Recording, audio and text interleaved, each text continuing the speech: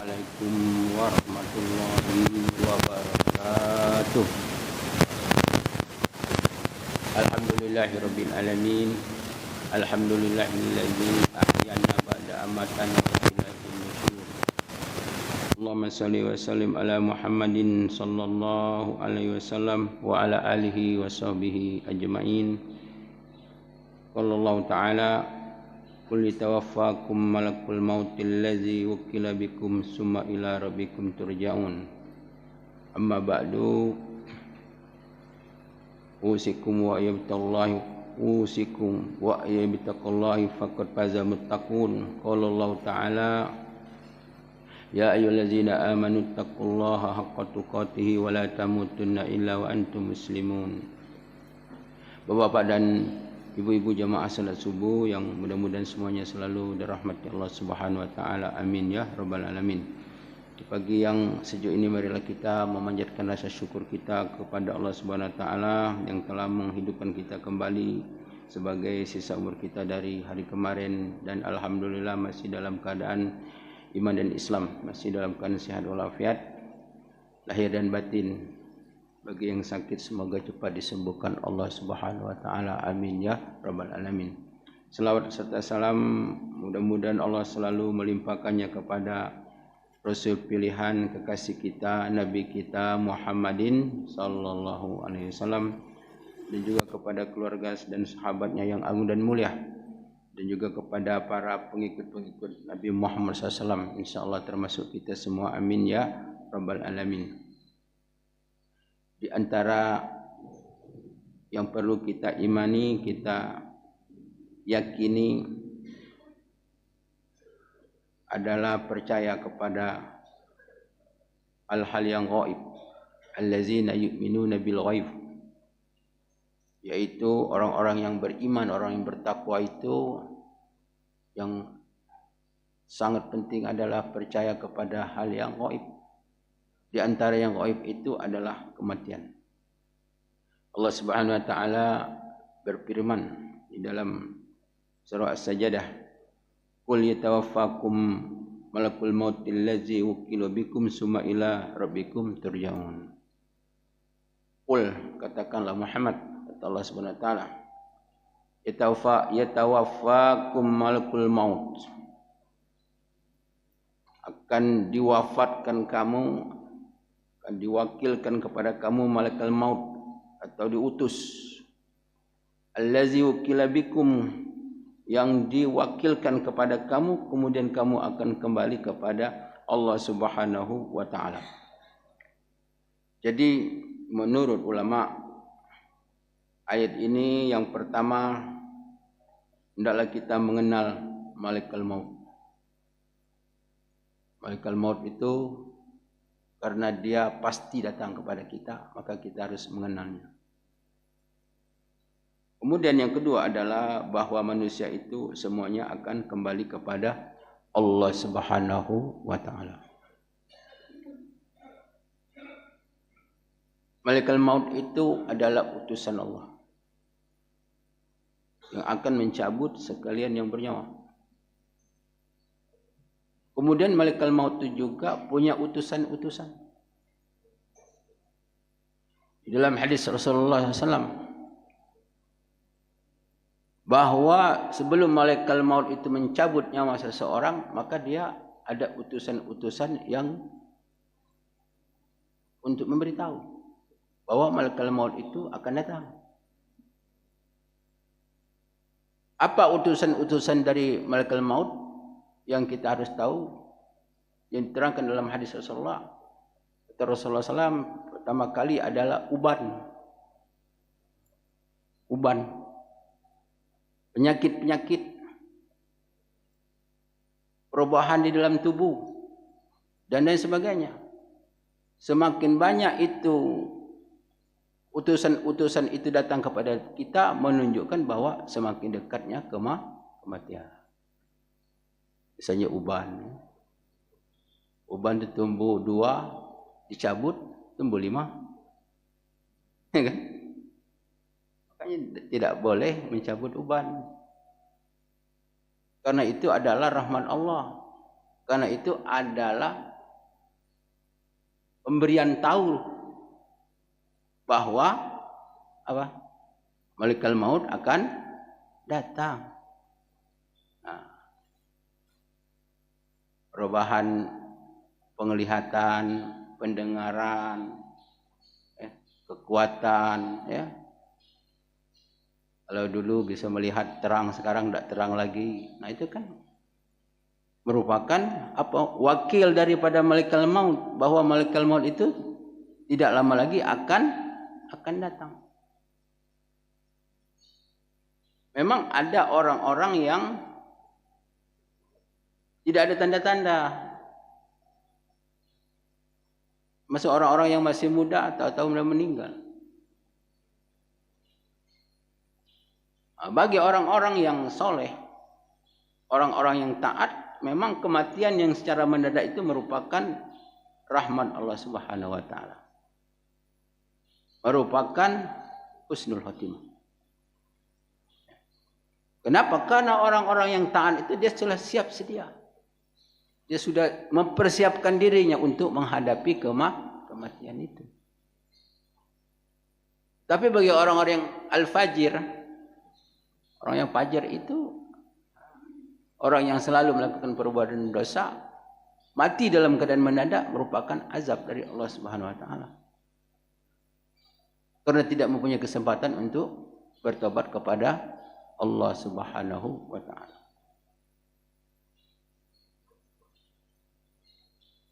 Pada zaman dahulu ada seorang nabi. Kemudian dia berkata kepada malaikat maut, "Wahai malaikat maut,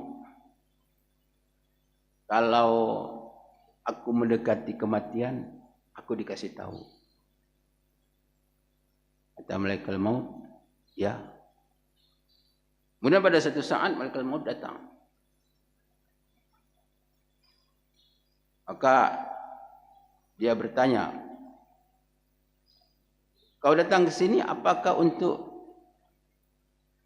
silaturahim atau bagaimana?" "Saya akan datang untuk menyebut nyawamu." "Sudah saya katakan dulu, kalau mau nyebut nyawa kasih tahu dulu." "Sudah aku kasih tahu," katanya. Belum, sudah. Ini ubanmu. Ya kan? Tanda-tanda termasuk mana tetanggamu yang dulu sudah meninggal. Itu kan juga peringatan juga. Bapakmu sudah meninggal, ibumu sudah meninggal. Itu juga peringatan.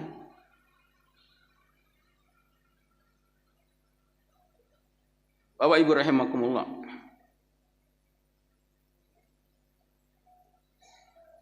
Dalam sebuah hadis Rasulullah SAW bahwa setiap hari menjelang matahari terbit, malaikat maut itu memberikan peringatan. Apa peringatannya? "Wahai orang-orang yang sudah berumur 40 tahun." Cuman kita tidak dengar baik.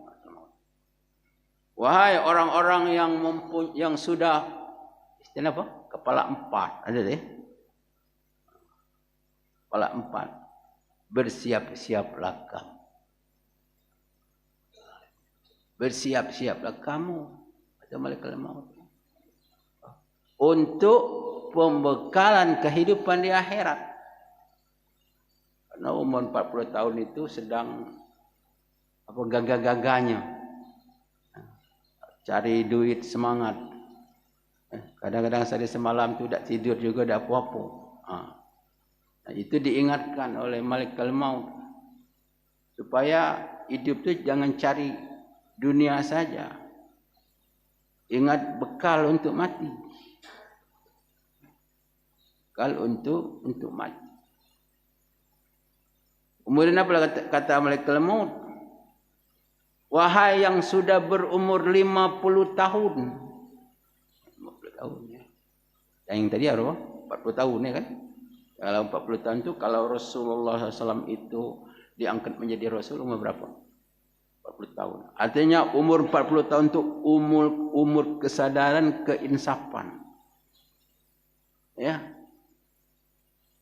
Sudah matang di dalam berfikir. di dalam menterjemah tentang arti daripada kehidupan itu sendiri.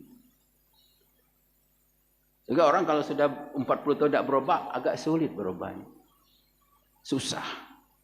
Kalau belum sadar 40 tahun, susah. Ya. Nah itu angka-angka yang ditentukan di dalam agama. Kemudian kata malaikat, wahai yang sudah berumur 50 tahun. Sungguh dekat bagimu dan sedikit lagi kesempatan. Jadi kalau sudah umur 50 tahun itu lah dekat itu. Ibarat hari itulah hampir maghrib lah. Belum sampai maghrib. Asar lewat. Ya kan? Jadi kalau kita ini kalau umur 30 tahun itu zuhur. Ya. Kalau umur 30 tahun, kalau 40 tahun asar, ya kan? Kalau umur 60 tahun itulah. Karena hadis Rasul mengatakan al-a'maru ummati baina sittin wa sab'in wa aqallu ma yajuzu zalika. Umur umatku kata Rasulullah antara 60 dan 70. Ya kan? Yang lewat dari itu dikit. Aduh, tapi dikit kata Rasulullah. Itu standar 60 tu. Pak Maman lah berapa umurnya? Nah, hati dikit. Kalau Nabi berapa? Nah, kalau menurut Nabi, fikirlah. Bapak Ibu rahmatullah, begitu juga orang-orang kata malaikat itu. Seperti pagi hari ini kan malaikat itu ngasih nasihat, cuman kita tidak tahu baik. Wahai orang-orang yang sudah berumur 60 tahun. Nah, ini adalah 61. Dan berenap tak tahu berapa tu. Wahai yang sudah berumur 60 tahun kata malaikat, apakah kamu lupa dengan azab Allah? Apakah kamu lupa dengan azab Allah? Ini ada kuih ni. Ambil makan. Pak Haji. Tidak ngerti. Pak Haji di belakang. Pak Haji. Buyurlah Pak Haji. Aku kaget weh.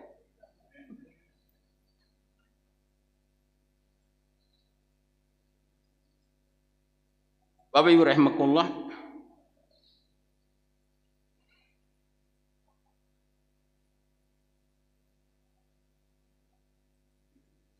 Nah, malaikat maut ini apa namanya? Kita harus mengenal. Karena dia akan pasti kita. Sebab manusia itu di saat-saat dia akan meninggal terbukalah kasyaf. Fakasyafna ankal ghita'aka dalam surah Qaf. Jadi kita nanti waktu nak mati, semua orang mau mati itu di detik-detik akan meninggal dunia, maka kita akan terbuka. Kita melihat malaikat maut datang. Bagi orang-orang yang fajir, orang-orang yang banyak dosa dalam hidup.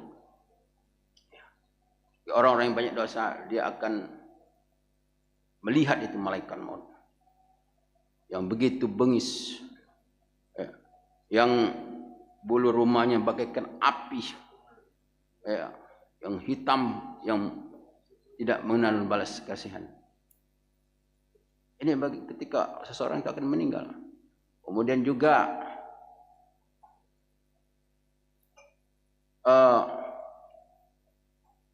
akan terjadi bagi orang-orang yang belum bertobat kepada Allah Subhanahu wa taala suatu kesulitan di dalam ketika akan meninggal dunia. Akan terjadi sakitnya zakaratul maut. Dalam hadis Rasulullah SAW itu bahwa sakitnya mati itu seperti 300 kali dicincang dengan pedang. Oh, sakit sekali. Begitu juga akan diperlihatkan azab Dalam hadis Rasulullah dikatakan tidak akan meninggal seseorang sebelum dia diperlihatkan apakah dia ahli surga, apakah dia ahli neraka. Nah, Bapak Ibu rahimakumullah. Tapi bagi orang-orang yang soleh, malaikat maut datang dengan memberi salam. Sehingga Rasulullah SAW bertanya kepada malaikat maut, bagaimana ketika kau mencabut nyawa orang-orang yang beriman? Kata malaikat maut, aku mencabut nyawa orang yang beriman seperti menarik rambut dari tepung. Artinya berhati-hati. Sangat berhati-hati. Makanya kalau orang-orang yang beriman itu dalam hadis dikatakan meninggalnya orang beriman itu seperti jatuhnya air dari teko muda, artinya itu kan. Ya. Orang yang beriman itu cukup malaikat maut mengatakan apa dalam Quran? Ya ayatuhan nafsul mutmainnah irji'i ila rabbiki radiyatan mardiyah wadkhuli fi ibadi wadkhuli jannati. Wahai jiwa yang tenang, yang baik, kembalilah kepada Tuhanmu dengan redha dan keridhaan. Jadi nyawa itu tidak dicabut, dipanggil sudah keluar. Kalau orang yang soleh, orang yang taat, orang yang mendapatkan husnul khotimah. Tapi bagi yang fajir, pertama dia akan melihat bagaimana malaikat maut itu datang. Sehingga dia penuh dengan ketakutan. Kadang-kadang ada orang terkencing-kencing, contohnya mejang. Ya. Apalagi ada rasa haus yang kalau di perasaan kalau diletakkan air yang ada di dunia ini rasanya tidak hilang haus, lapar, panas, dan bermacam-macam. Itu adalah merupakan salah satu kesulitan ketika meninggal dunia. Kemudian juga Allah Subhanahu wa taala perlihatkan tentang apakah dia menjadi ahli neraka ataupun dia menjadi ahli surga. Nauzubillah min dzalik. Maka oleh karena itu kadang-kadang orang waktu mau meninggal itu ada yang menangis. Tangisan itu ada dua macam. Pertama, orang menangis waktu meninggal itu menangis kerana senang. Ya. Cobalah kalau kita misalnya ketemu keluarga, ya kan, orang tua, anak, isteri, lama tak kejumpa, tak bertemu. Nangis. Tapi nangis apa? Nangis senang. Kalau kita jengok di TV itu orang dapat duit apa? Duit kaget, ya kan? Iya. Kasih duit. Nangis tak dia? Nangis, ya kan? Tapi nangis senang. Orang yang menangis ketika meninggal dunia, air mata yang jernih adalah nangis karena senang melihat tempatnya di surganya Allah Subhanahu wa taala. Tapi ada orang menangis karena takut, karena sedih dengan air mata yang keruh, karena belum bertobat kepada Allah, belum menjalankan ketaatan kepada Allah Subhanahu wa taala.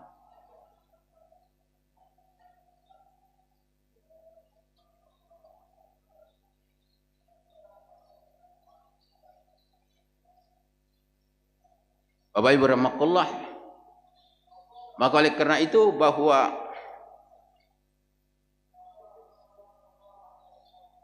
kita dianjurkan untuk selalu ingat tentang kematian. Dalam hadis Rasulullah dikatakan bahwa zikrul maut yumsiu dzunub. Ingatnya tentang kematian itu akan menghapuskan dosa. Dan juga akan menjadi seseorang itu zuhud kepada dunia. zuhud kepada dunia. Ingat mati. Ingat mati, ingat dosa. Ya. Ingat malaikat maut, ingat alam kubur. Ingat dunia akan pisah.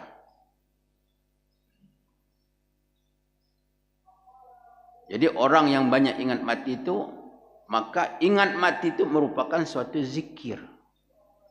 Sehingga Rasulullah mengatakan barang siapa banyak ingat mati selama 20 kali di dalam sehari, maka dia dijamin masuk surga. Dan ini hadis katakan.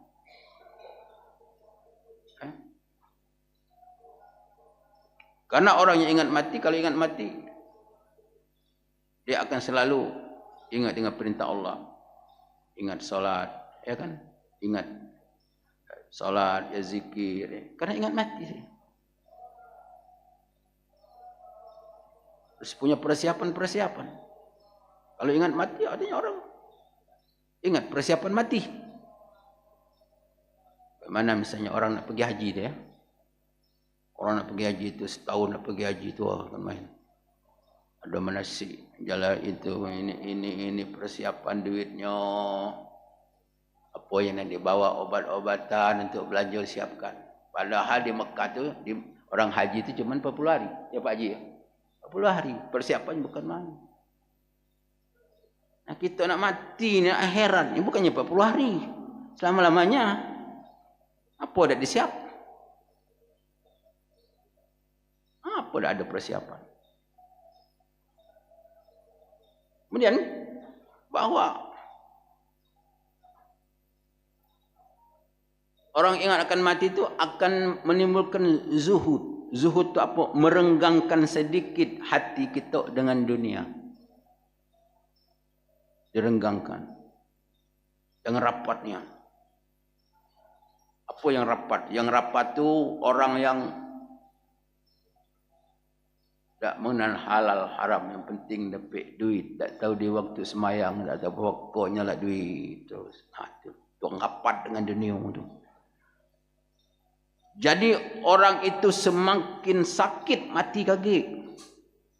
Semakin banyak harta, semakin cinta dengan dunia, semakin sakit waktu mati. Itu kata Rasulullah SAW. Apa? Dah tahu tak sakit. Pertama penyakit lah memang ada. Sakit badannya dia. Yang kedua sakit fikiran. Oh memang aku mati lagi mak mana. Atau aku banyak ni. Kebun sawit kesekian siapa ngambil duitnya. Nah jadi fikiran. Jadi fikiran. Ya Pak ya. Jadi fikiran tak kira-kira. Banyak kata. Jadi fikiran. Isteri ku gagik mak mana. Suami ke mana, kahwin lagi. Dia fikiran. Jadi sakit apa? Sakit badan, sakit fikiran. Ibarat orang itu oleh penjahat dipukul, digebuk seluruh badannya, patah mata. Kemudian keton diambil galu, anak isteri diambil galu. Nah ini namanya sakit lahir dan batin. Ya, sakit lahir dan batin. Nah inilah penderitaan orang yang akan mati ketika dia semakin cintanya kepada apa tadi? Kepada dunia tadi. Apa itu dunia?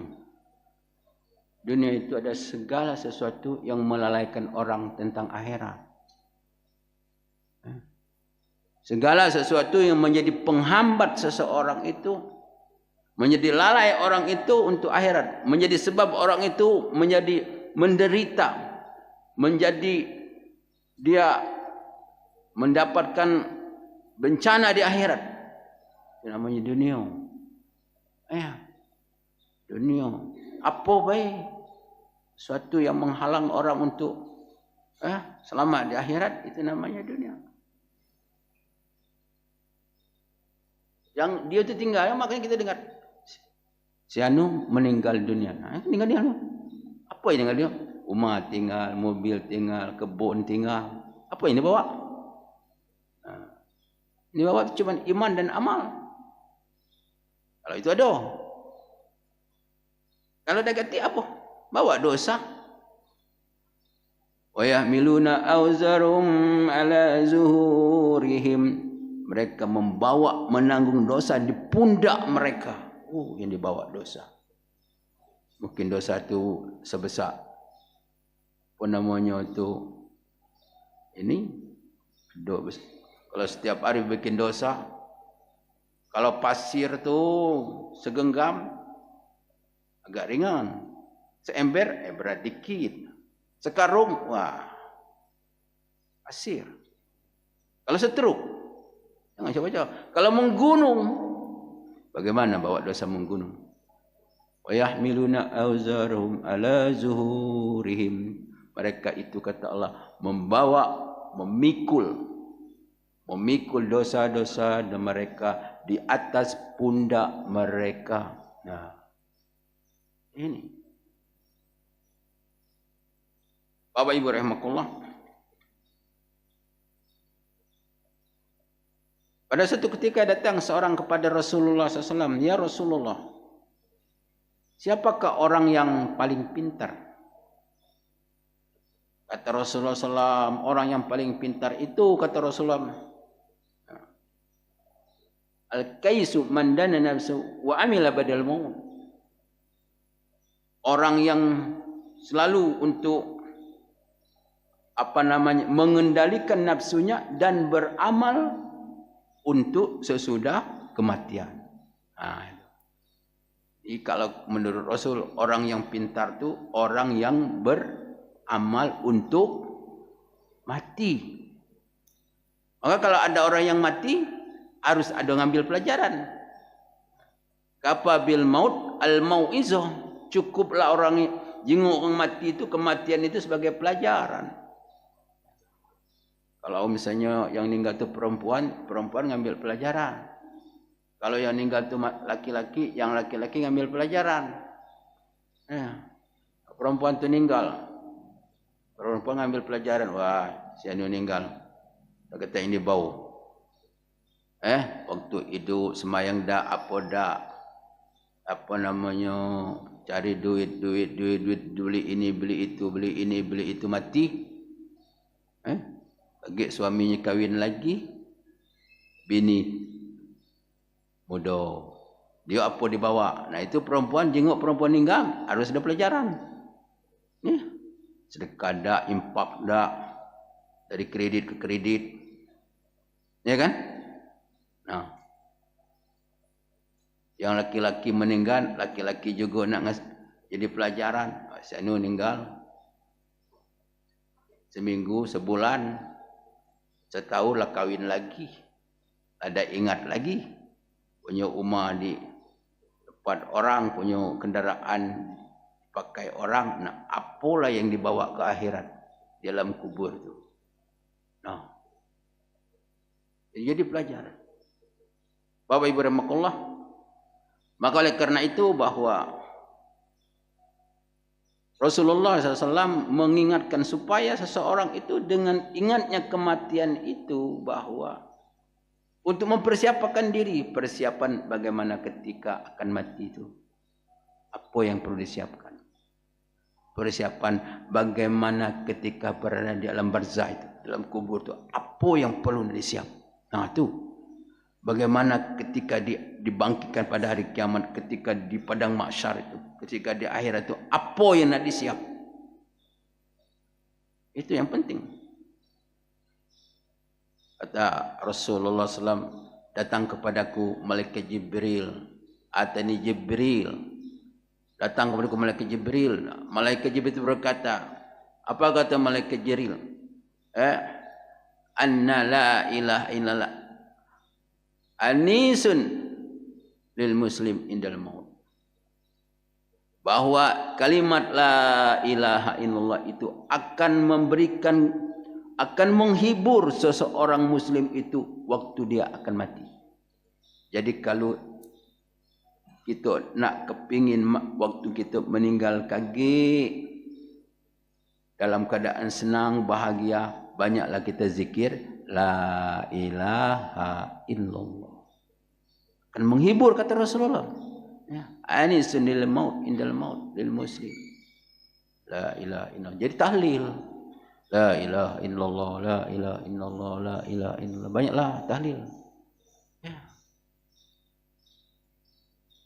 Karena hal-hal yang sering kita ucapkan, yang sering kita kebiasaan itu, insya Allah akan timbul kebiasaan itu ketika orang akan meninggal. Ya, kalau kita setiap hari kita berzikir la ilaha illallah, la ilaha illallah. Berapa kali lah kira-kira? Ya, jangan kurang 1000 kali lah. Ya, lebih tak apa-apa. Kurang jangan.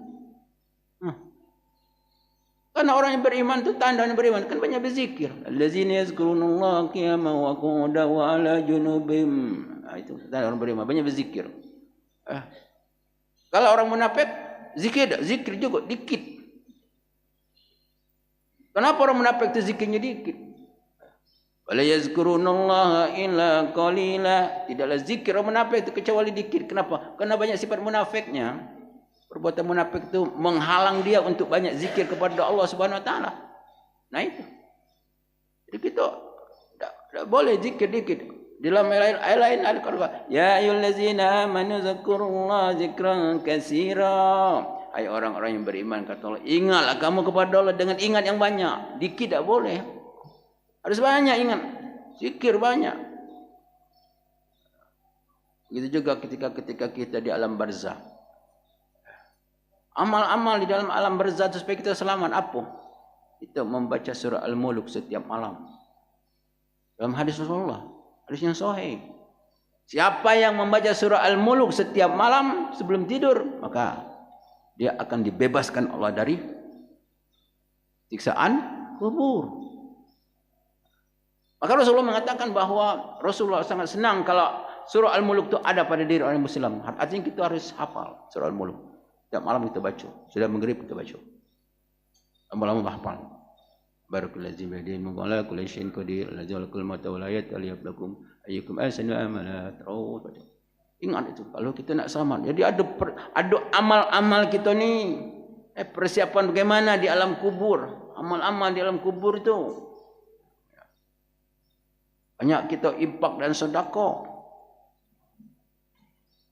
Kalau kubur kita nak terang, karena cahaya yang sangat besar di alam kubur itu cahaya sedekah. Cahaya amal sedekah.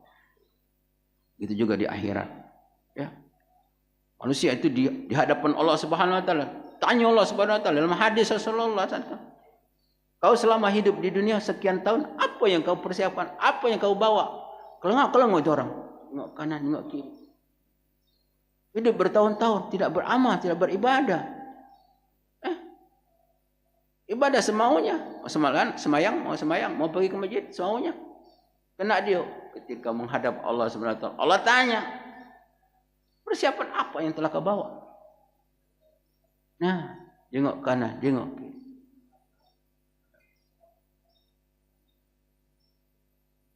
Yauma yaqumun nasu li rabbil alamin. Hari yang mana manusia akan berdiri di hadapan Allah Subhanahu wa taala, Allah akan tanya itu. Apa persiapan untuk menghadap Allah Subhanahu wa taala? Bapak Ibu rahimakumullah, maka oleh karena itu hal-hal yang kita pelajarin, kita kaji ini selalu kita kaji sehingga dia akan menjadi suatu keyakinan. Suatu keyakinan itu yang kita amalkan. Makanya dikatakan kalau ulama itu adalah ilmu itu bukannya hafalan. Ilmu itu bukan hafalan, bukan catatan, tapi ilmu itu amal. Amal. Kita walaupun ngaji-ngaji baik, tapi kita ada rasa takut kepada Allah, kita taat. Berarti kita orang yang berilmu. Innama yakhsyallaha min ibadihil ulama. Sesungguhnya kata Allah SWT, orang yang paling takut kepada Allah itu adalah para ulama. Ulama. Jadi ulama itu orang yang berilmu. Orang yang berilmu, orang yang ilmunya diamalkan. Itu kita ngaji-ngaji. Alhamdulillah di masjid rayanya kita ngaji terus. Kita amalkan tuh. Apalagi kita ngamal. Amalkan. Terutama sekali kita untuk persiapan mati nih. Persiapan kematian ini. Siap kita. Bapak Ibu rahimakumullah. Mudah-mudahan Allah Subhanahu wa taala selalu memberikan taufik dan hidayah kepada kita semua. Allah buka hati kita ini. Ada satu doa yang kata Rasulullah SAW, kalau sudah sholat jangan tak baca doa. Apa? Allahumma a'inni ala zikrika wa syukrika wa husni ibadatika. Ini 3 macam doa. Sebab Rasulullah minta kepada Allah tiga perkaranya, minta tolong. Allahumma a'inni ala zikrika. Ya Allah, tolonglah aku ya Allah agar aku ini selalu ingat kepadamu. Nah, ini satu. Ingat kepada Allah. Jangan lupa. Yang kedua apa?